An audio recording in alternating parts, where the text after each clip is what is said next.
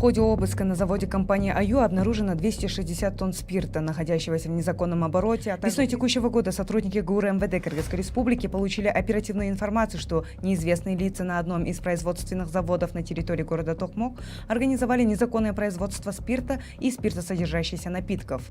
В рамках уголовного дела были установлены адреса возможных производств незаконного спирта и спиртосодержащихся напитков. Проведены неотложные обыски по нескольким адресам, в том числе в селе Сокулук и в городе Токмок, в результате которых на складах готовой продукции обнаружено и изъято более 260 тонн этилового спирта, находящегося в незаконном обороте бухгалтерской документации компании «Аю».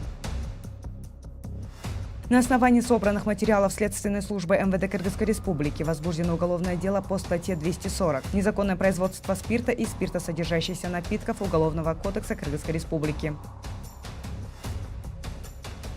В настоящее время в рамках уголовного дела проводится комплекс следственно-оперативных мероприятий, устанавливаются другие лица, причастные к данному факту. Пресс-служба МВД.